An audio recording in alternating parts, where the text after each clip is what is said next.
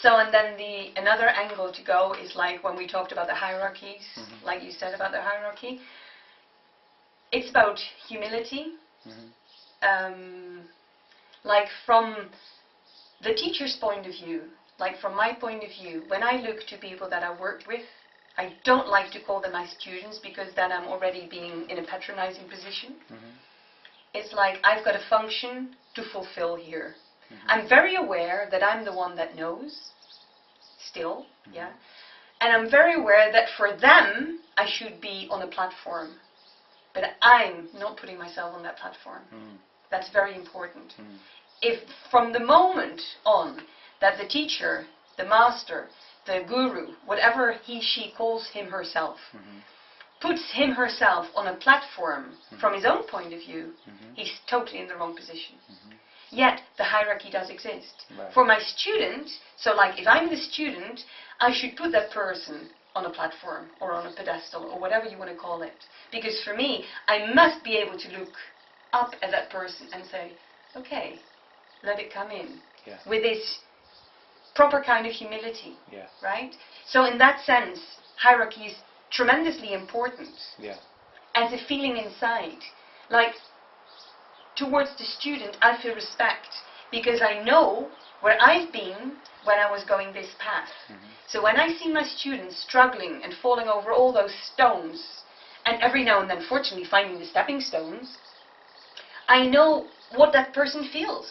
I know all the despair and exasperation the person can feel by trying to find his way over all those rocks.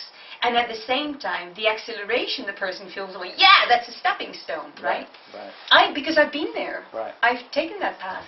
So that's the place for the master to be. And at the same time, the place for the master to be is not to want my student, my, in inverted commas, to get where I hope he gets to.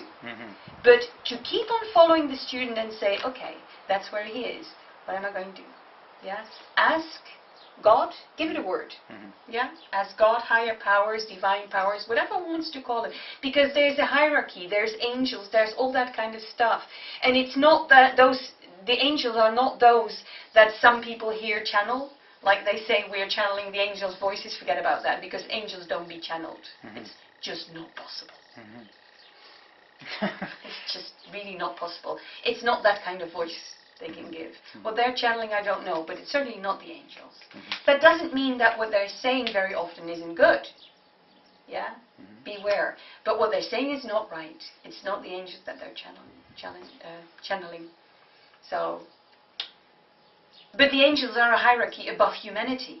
So I certainly, when I'm working with somebody, and especially with somebody that I'm very aware of can have a position in this whole beingness of helping people forward, so that's even a more important position than just somebody that's living in their family, not wanting to know anything of anything. Yeah, I'm very aware that each tiny detail starts to matter. Well, somewhere else, I might just go a bit more in general, but there, each tiny detail matters. So very often it's like, okay, so tell me what to do, because I would do this. Is that what I'm supposed to do? It's like everybody needs to acknowledge all the time there's something higher than me. Power. Whether it's a person or it's not in a body, it doesn't really matter. It is very important if one does learn from somebody that one has this respect and says, okay, this is definitely like a higher power. Yeah, I feel that's very important, because otherwise one won't really have the right respect.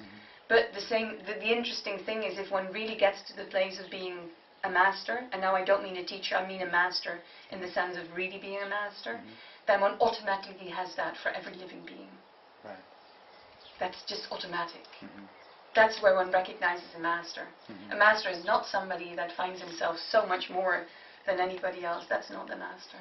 But the master is also not this false, modest person. No. That's, I mean, if we look back in, especially in Chinese and Tibetan history, we see that the masters were certainly not these false, modest people sort of cowering in a corner. They smacked their students.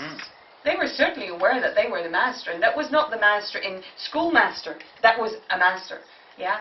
Now, I don't believe in those tactics anymore. I believe in just teaching with love and not with a smack. But then sometimes love can be a smack. Because very many people find love very scary. Right.